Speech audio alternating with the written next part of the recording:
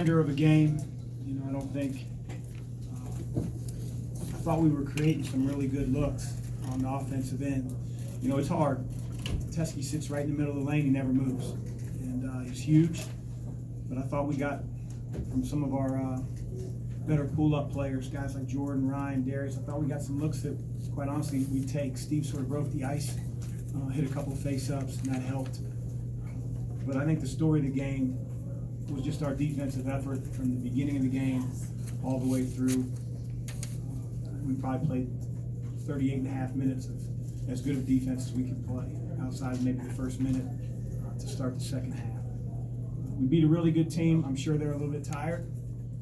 3 games in 3 days in the Caribbean is not easy.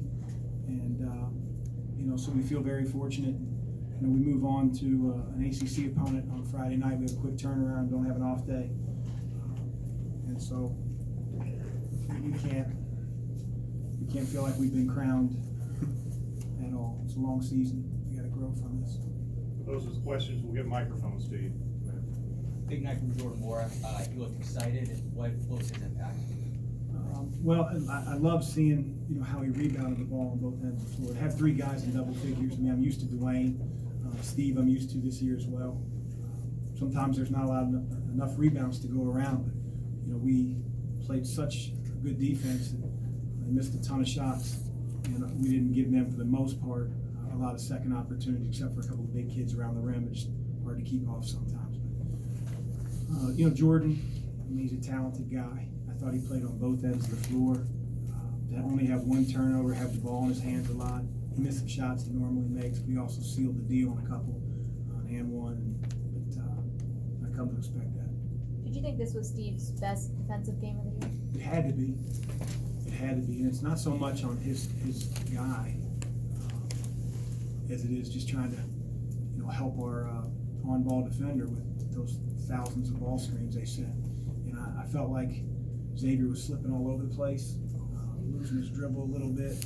I didn't see that on tape. And he's a guy that we have a ton of respect for. Both Steven and Malik did an outstanding job of keeping him, for the most part, out of the lane. They're averaging like 81 a game, 42% from 3. They didn't come close to either one of those marks. What was the focus of your defense tonight? Well, I think it starts with Xavier. And the deeper he gets in the lane, the more it puts your off-ball defenders in a bind. How much do I help in? And you know, in the Bahamas, he'd just get in the lane and spray it out. And livers and looks, they couldn't miss. And so all we talked about was keeping him out of the lane, and then hard closeouts. Hands are up early. I really didn't think they generated a whole lot of good looks. And for our defense to do that to what I think is a very tough team to defend with the way they're shooting the ball, and Teskey coming along on the interior as well as outside, you know, our defense grew up a little bit tonight. Chris, the atmosphere for an early December game, pretty intense. Can you kind of sense how hungry this fan base is for this season? Yeah, I can sense how hungry our team is in the locker room. You know, we knew it would be a big game. You know, our guys aren't. They hear the noise. They hear we haven't played anybody. You know, whatever our schedule's ranked, and it's like they have a belief in themselves. You know, I am happy for our fan base. They've gone through hell and back, and for you know, them to be able to enjoy nights like this with 3 guys honored at halftime. Yeah, it makes me happy. Fighting over top of all those ball screens that Michigan was setting, just how important was that going back to your defensive plan like you were talking about? It's huge, and it's hard. And he's very, very quick. He'll reject a lot of ball screens. He'll act like he's using it and then drive the space and kick. You know, teams have tried to go under, and Xavier's so clever. He just plays peekaboo and figures out which side you're trying to catch him on, and then he goes down the lane with that Kareem hook. And so that responsibility fell on our point guard defensively, and also fell on our 5-man. Those are the primary guys that are involved, and we might not have been perfect, but we were damn close. What was the key to shutting off all the other action happening on the ball screens, away from the ball? Well, I think it's not equated to a quarterback in the pocket. If he has time, if there's not a lot of pressure on the ball handler in those screening actions, you have to be disruptive. You got to use our size, both with the 5 and the defensive point guard, so that you can zone up with the other 3 defenders. We've got to help cover Teskey rolling. We've got to identify where the shooters are, and a good safety or cornerback, not cornerback, safety, linebacker, they can play two receivers because they don't just pick one. And that's what you need on off-the-ball defense when a ball screen occurs. And they set so many of them, it's constantly changing. So I give our guys a lot of credit for locking in on the game plan, but most importantly, executing it. Coaches, in the second half, they went on a little bit of a run, but it seemed like you guys found an answer. Jordan specifically, being a couple other guys getting to the hoop. Was there something there you saw, or was that open all night? I wouldn't say it was open, but we certainly made a concerted effort to ball screen with Teskey's man.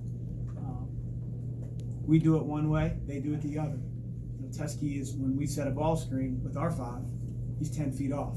And if you can set a clean one, and the ball handler can be patient, which is hard because our guys are conditioned, they're always getting jumped in practice, so they want to leave a little early. If you're patient and you come off of it, and your defender, your on-ball defender, is getting picked off by the 5, there's nobody between you and the hoop. He's 10 feet away. You have a pull-up. They try to get a little bit more aggressive in the second half, and a couple times we turned the corner and got all the way to the basket. Chris, you talked about your players hearing the noise about the schedule, et cetera. How did that fuel them, and what do you think they draw from this tonight? I mean, you probably have to really ask them. I didn't make it some rallying cry too much. But, I think, beyond the schedule, it's like, hey, this team lost 8 of the last 10 a year ago, and this team didn't. This team didn't. That's why we identified. And that was Team 105.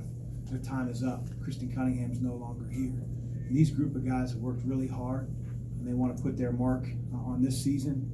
And so, I thought we took a positive step tonight. Early in the game, when neither team was shooting very well, it seemed what kind of lifted you guys was the ability to get in transition offense a little bit, get some second chance points. Was that something that you specifically said, all right, like we're not really getting our looks in the half court, so we're going to have to take advantage Well, of this I more? mean, we always want to run. We always want to push the pace and attack, but you can't do that if you're constantly taking the ball out of the net. And I've told our team repeatedly, and in the first 7 games, we haven't been as good as we need to be. But we're gonna have nights where we can't score. For 4 or 5 minutes, where you go on, like we did to start the game, 3 or 4 possessions where you got a good look. You're playing a very disciplined team that blocks out. You can't get a second shot, and if you can't defend, you're not gonna allow yourself to stay in the game. And so I was happy with the way that we won tonight, because it didn't become, it wasn't because Ryan went 7 for 8 from 3, and Jordan, couldn't be stopped. We did it because we were resilient on the defensive end, whether we were making our shots or missing. You kind of alluded to this, but neither team shot super well. As you prepared for this game, is this the game you expected to happen tonight? I don't know what I expected. I expected Michigan to be very tough to score against because Teskey sits in the lane. I expected us to have, those 10, 12-foot pull-ups that, stat guys now would say that's not a great shot. That's what I expected. I didn't know if they'd go in or not. I expected to be a very tough challenge to keep Simpson out of the lane. But my expectations aren't driven on the results. I just know what's going to happen. We've got to figure out a way to get the ball, put it in if we miss a shot, and then defend it on the other end. We'll take 2 more. Do you expect your family to give you a little bit more respect for being number 1 now? No, I'm still dad to them. I appreciate the question. 1 more, anyone? Right here. What was your overall takeaway of Juwan Howard as a coach? I think I stand by what I said in the press conference. He may not have been here, but I just think, the humility that he has to hire a guy like Phil Martelli. A lot of coaches wouldn't do that. Feeling like they're getting second guessed. You got a guy that has been through the wars and has coached a ton of games. Obviously, if you last in the league as a player for 20 years, you have high character because they lead the jerks out, and you have to have a mind for the game, and because your body breaks down, as I know, even though I never played in the league. And so you can see the respect level that his players have. They play hard for him. They've got good talent. Some guys that were role players a year ago have really stepped up and become even better players. So he's doing a lot right. Thank you.